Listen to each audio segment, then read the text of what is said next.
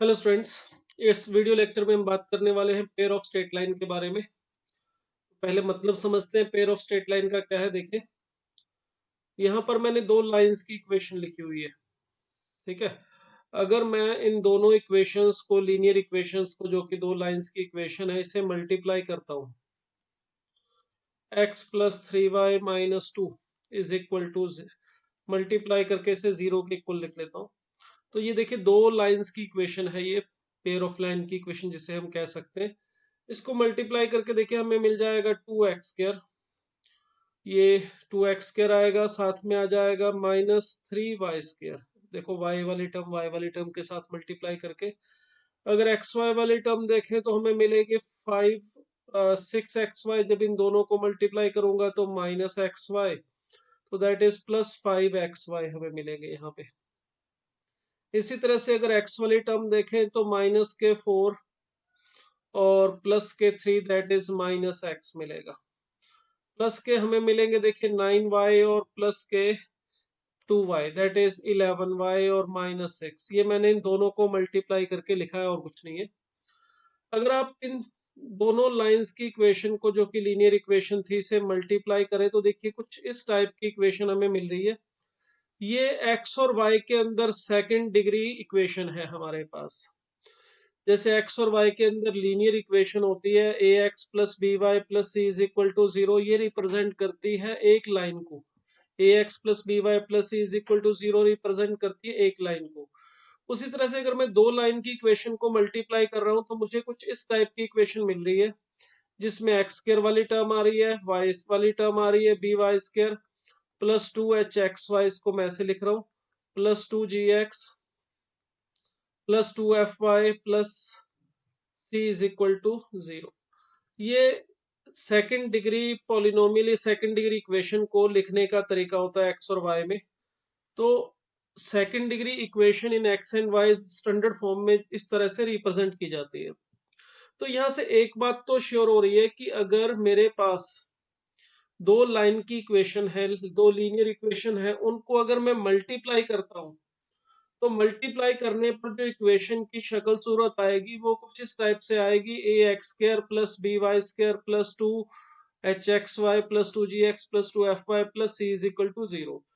2gx का मतलब ये जरूरी नहीं कि जो आपका x का कोफिशिएंट है 2g का मतलब इवन है, g f और h इवन मतलब ये इंटीजर है, ऐसा कोई बाउंडेशन नहीं है। जैसे आप यहाँ पे इन दोनों को अगर कंपेयर करें तो आप ये कह सकते हैं कि अगर x² का कोफिशिएंट देखूं मैं इस वाली इक्वेशन से, तो वो है 2। y² का कोफिशिएंट देखा जाए तो वो है -3। इसी तरह से जो xy का कोफिशिएंट है वो है 2h, तो यहाँ पर 5xy है। इसका मतलब h 2h is equal to 5 है, तो h की वैल्यू है 5/2। इसी तरह से 2gx, यहाँ पे x -1 है तो -x है, तो 2g की वैल्यू -1 है, तो इसका मतलब g की वैल्यू है हमारे पास -1/2। इसी तरह से y का कोफिशिएंट 2f हमने लिखा है और यहाँ पर 11 है, तो 2f इज इक्वल टू 11 का मतलब f की वैल्यू है 11/2। और कांस्टेंट टर्म जो c है वो है हमारा -6। तो ये मैंने सिंपली कंपेयर करके आपको एफ जी और सी की वैल्यू बताई है। तो बात ये हो रही है कि अगर दो लीनियर इक्वेशन को मैं मल्टीप्लाई करूं, दो लाइन की इक्वेशन को मैं मल्टीप्लाई करूं, तो उसको मल्टीप्लाई करने से मुझे एक्स और वाई के अंदर सेकंड डिग्री इक्वेशन मिलेगी। मगर बात यह है, क्या जो भी सेकंड डिग्री इक्वेशन ऐसी लिखी होगी, क्या वो पेयर ऑफ स्ट्रेट लाइन ही होगी? दो लाइन की इक्वेशन को मल्टीप्लाई करके लिखेंगे तो डेफिनेटली हमें ax² plus by² plus 2hxy, यहाँ पे सॉरी y लिखना था मैंने, अभी x लिख दिया गलती से, तो यहाँ पे करेक्शन थोड़ा देख लीजिएगा। यहाँ पे अगर मैं दो लाइन की इक्वेशन को मल्टीप्लाई कर रहा हूँ तो मुझे सेकंड डिग्री इक्वेशन मिल रही है x और y में। बट क्वेश्चन ये है, is the converse is true? क्या कोई भी सेकंड डिग्री इक्वेशन हमें लिख के दे देगा तो वो क्या पेयर ऑफ लाइन की इक्वेशन होगी? अगर मैं इसी तरह से अपनी मर्जी से एक और इक्वेशन लिख दूं, x² plus 6xy minus 4y² plus 3x plus 5y minus 1 is equal to 0। यहाँ पर मैंने देखिए एक और इससे मिलती जुलती इक्वेशन लिख दी अपने आप। अब क्वेश्चन ये पूछा जा सकता है, क्या ये equation pair of straight line की है। देखो ये जो इक्वेशन है ये पेयर ऑफ स्ट्रेट लाइन की है, क्योंकि मैंने इसको दो लाइंस की इक्वेशंस को मल्टीप्लाई करके बनाया है। उसी तरह से क्या ये भी किसी दो लीनियर इक्वेशन से मल्टीप्लाई होके बनी है? अगर ये जो इक्वेशन है दो लीनियर फैक्टर से, दो लीनियर इक्वेशन एक्स और वाई में उनसे मल्टीप्लाई होके बनी है, तो ये पेयर ऑफ स्ट्रेट लाइन की इक्वेशन होगी। और नहीं बनी है अगर ये दो लाइन की इक्वेशन को मल्टीप्लाई करके, तो ये पेयर ऑफ स्ट्रेट लाइन की इक्वेशन नहीं होगी। कहने का मतलब ये है कि ये जो हमारे पास सेकंड डिग्री जर्नल इक्वेशन मैंने लिखी हुई है एक्स और वाई में, आपको जानकारी के लिए बता दूं, हालांकि अभी हमने सर्कल, इलिप्स, पैराबोला, हाइपरबोला नहीं पढ़ा है। तो सर्कल की, पैराबोला की, इलिप्स की, हाइपरबोला की भी जर्नल इक्वेशन बिल्कुल सेम यही होती है, a x square plus B y square plus 2h(x)y plus 2g(x) plus 2f(y) plus c is equal to 0। तो कहने का मतलब ये है कि जो पेयर ऑफ लाइन की इक्वेशन है वो दिखने में बिल्कुल ऐसी होती है, मगर हर एक लाइन, हर एक ऐसी इक्वेशन जरूरी नहीं है कि पेयर ऑफ स्ट्रेट लाइन हो। ये जो इक्वेशन है वो इलिप्स की भी होगी, पैराबोला की भी होगी, हाइपरबोला की भी हो सकती है और सर्कल की भी हो सकती है। पांचों की जर्नल इक्वेशन की जो स्टैंडर्ड फॉर्म है, जर्नल इक्वेशन है, वो यही होती है। अभी हम बात करेंगे कि हमें कैसे पता चलेगा कि ये जो इक्वेशन लिखी हुई है इस टाइप की, वो पेयर ऑफ स्ट्रेट लाइन है या नहीं। इलिप्स, सर्कल, पैराबोला, हाइपरबोला के बारे में अभी हम यहाँ पे बात नहीं करेंगे। जब हम सर्कल वाला चैप्टर पढ़ेंगे उसके अंदर हम बात करेंगे कि ये कैसे पता चलेगा कि ये इलिप्स या सर्कल या पैराबोला या हाइपरबोला की इक्वेशन है। अभी हम सिंपली इस बारे में बात करेंगे कि ये जो इक्वेशन हमें दे रखी है वो पेयर ऑफ स्ट्रेट लाइन की है या नहीं, ये कैसे पता किया जाएगा। तो इसको पता करने के लिए देखिए मैं आपको दो मेथड बता रहा हूँ। तो पहला मेथड क्या है, देखिए अगर हमें इक्वेशन दे दी जाए, जैसे मैंने ये इक्वेशन लिख ली है, देखिए वही इक्वेशन है जो मैंने अभी दो लाइंस की इक्वेशन को मल्टीप्लाई करके बनाई थी। तो ये एक इक्वेशन लिख ली है, इसको कुछ नाम देना चाहो तो जनरली हम इसको एफ एक्स वाई देते हैं नाम, function of X and Y. अब हमें ये पता करना है कि ये जो इक्वेशन सामने लिखी हुई है ये पेयर ऑफ स्ट्रेट लाइन की है या नहीं। तो इसको पता करने का तरीका क्या होता है, देखिए सिंपल ये है कि अगर ये दो लाइन की इक्वेशन होगी, तो ये दो लाइन लीनियर इक्वेशन को मल्टीप्लाई हो करने पर बनी होगी, तो डेफिनेटली इसे दो लीनियर फैक्टर में रिजॉल्व भी किया जा सकता है। इससे वो दोनों लाइंस की इक्वेशन फाइंड आउट भी की जा सकती है। अगर ये दो लीनियर इक्वेशन को मल्टीप्लाई करके नहीं बनी है, मतलब ये पेयर ऑफ लाइन नहीं है, तो इसको आप किसी भी तरह से दो लीनियर फैक्टर में रिजॉल्व नहीं कर सकते।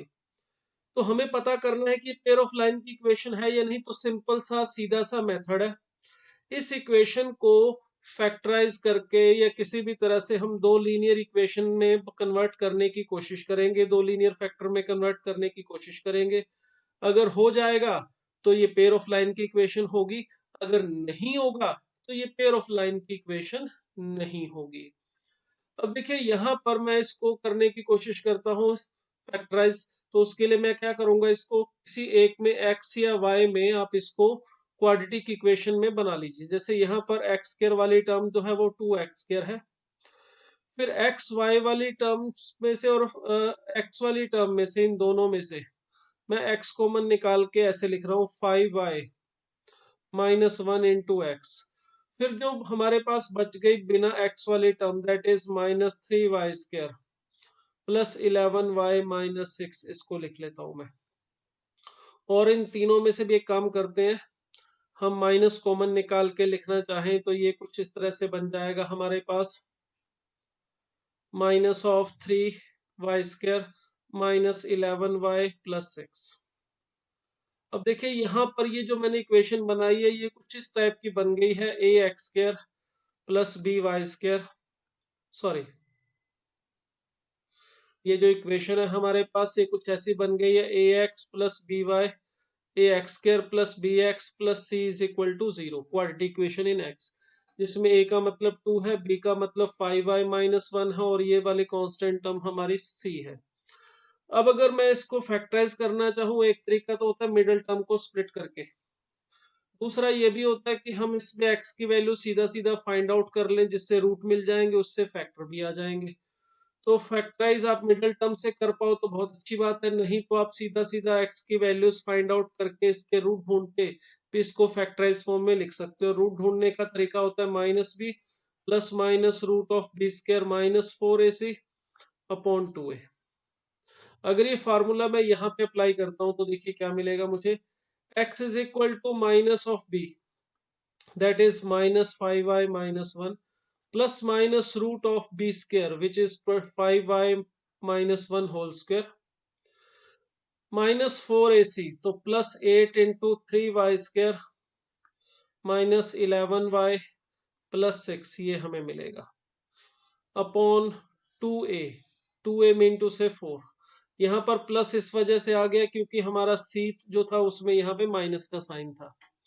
अब देखिए x की वैल्यू हमें मिल रही है -5y-1 प्लस माइनस यहाँ पे इसका स्क्वायर खोल देते तो 25y स्क्वायर मिलेंगे और यहाँ से 24y स्क्वायर मिलेंगे, तो मैं उसको सीधा 49y स्क्वायर लिख देता हूँ।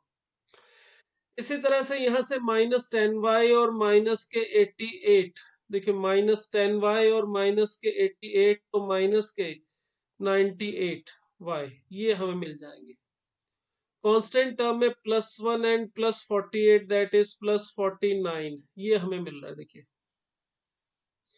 जिसमें से मैं कॉमन निकाल सकता हूं ऊपर स्क्वायर रूट के अंदर वाली टर्म में से, इसको मैं 1 - 5y लिख लेता हूँ प्लस माइनस देखिए 49 बाहर निकाल के 7 और इसको रूट के अंदर देखेंगे तो y स्क्वायर -2y +1 ये मिल रहा है। और ये देखिए परफेक्ट स्क्वायर बन रहा है, ये y स्क्वायर -2y +1 y-1 का परफेक्ट स्क्वायर है।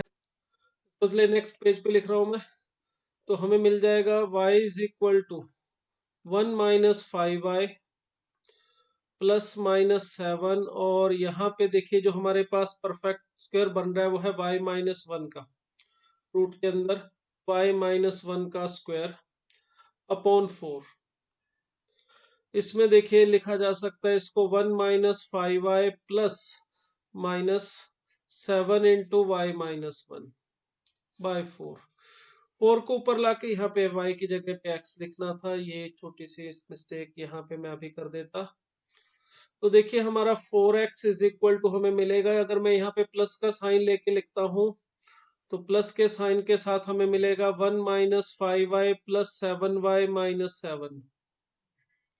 और अगर आप माइनस का साइन लेके लिखना चाहते हैं तो 1 - 5y-7y +7।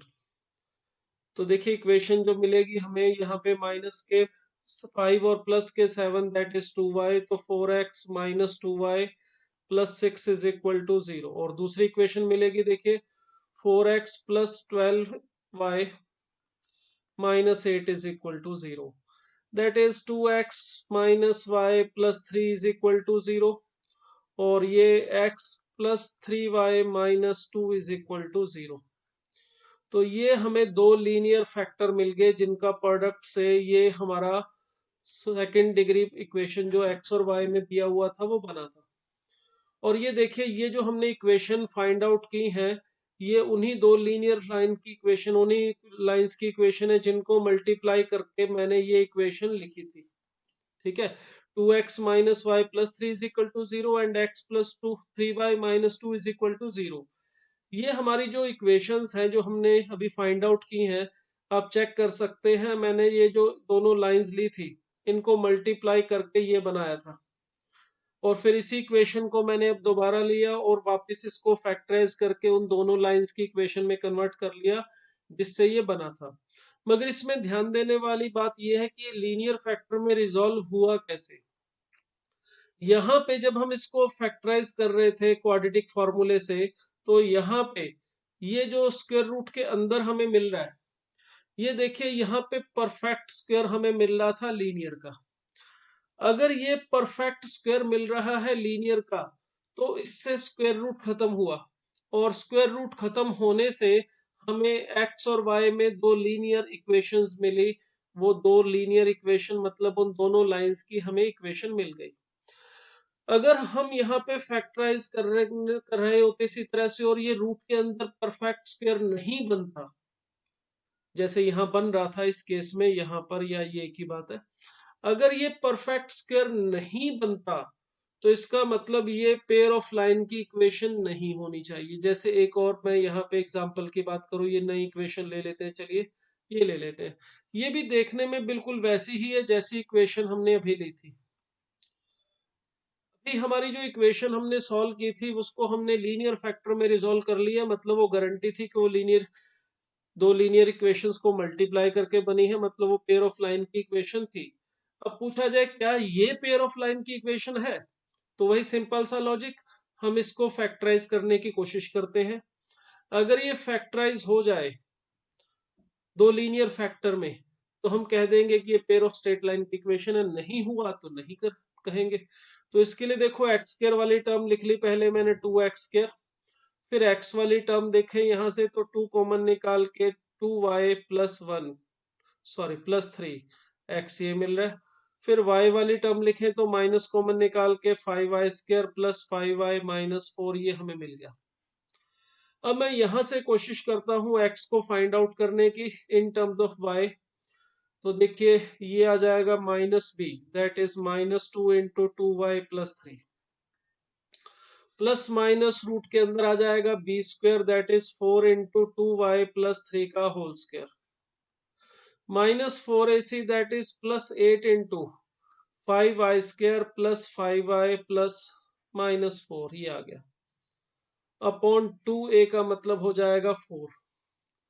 अब देखिए यहाँ पर ये 4 जो है आप कॉमन निकालना चाहो तो बाहर कॉमन निकाल के इसको ऐसे लिख सकते हो, -2 2y+3 प्लस माइनस रूट के अंदर ये 4 तो बाहर निकाल लिया, वो बाहर आके 2 हो जाएगा, और यहाँ पर 4y² +9 + 12y ये हमें मिलेंगे स्क्वायर खोलने के बाद। यहाँ पर 8 में से 4 बाहर निकाल लिया तो 2 मिलेगा, उसे मैं मल्टीप्लाई करके लिख देता हूँ, चलिए 10y²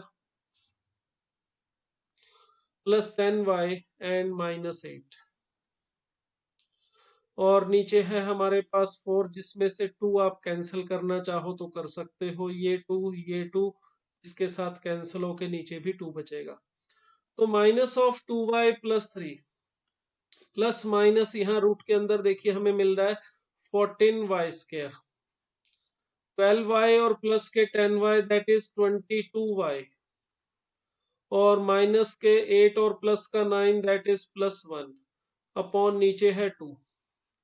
अब ध्यान से जरा इस क्वाड्रेटिक टर्म को देखिए जो स्क्वायर रूट के अंदर है, ये टर्म, ये परफेक्ट स्क्वायर चेक करो बनता है या नहीं। तो यहाँ पर ये साफ दिखाई दे रहा है कि ये परफेक्ट स्क्वायर नहीं है, किसी भी लीनियर का स्क्वायर नहीं है ये।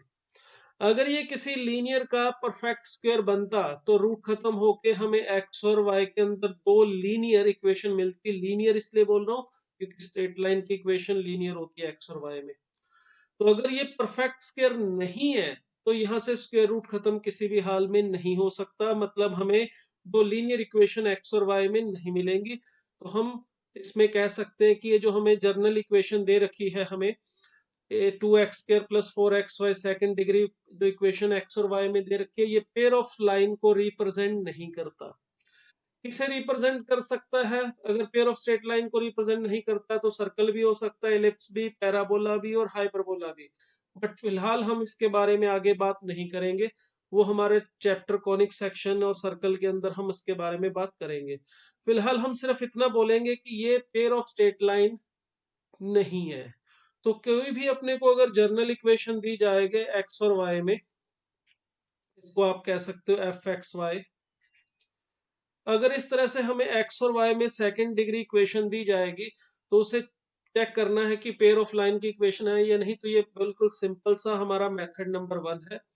हम इसमें वो जो भी इक्वेशन हमें दी है उसको एक्स या वाई किसी एक में क्वाड्रेटिक बना के मिडल टर्म को स्प्लिट करके फैक्टराइज करेंगे, या फिर डिस्क्रिमिनेंट वाले फार्मूले से x की value in terms of y या y की value in terms of x find out करने की कोशिश करेंगे। अगर हम इसको सॉल्व करके x और y में दो लीनियर इक्वेशंस मिली तो वो दो लीनियर इक्वेशन दो लाइंस की इक्वेशन होगी, मतलब ये उन दो लाइंस की इक्वेशन को मल्टीप्लाई करके बनाया गया होगा, इनटू से ये पेयर ऑफ स्ट्रेट लाइन की इक्वेशन होगी जैसे कि फर्स्ट वाले में आ रहा है। बट अगर ये लीनियर इक्वेशन में कन्वर्ट नहीं हुआ, ये स्क्वायर रूट के अंदर परफेक्ट स्क्वायर नहीं मिला, तो हम कहेंगे कि ये पेयर ऑफ लाइन की इक्वेशन नहीं है। तो ये हमारा मेथड नंबर 1। अगर हमें ऐसी जर्नल इक्वेशन दी जाए, उसे चेक करना हो कि वो पेयर ऑफ लाइन की इक्वेशन है या नहीं है।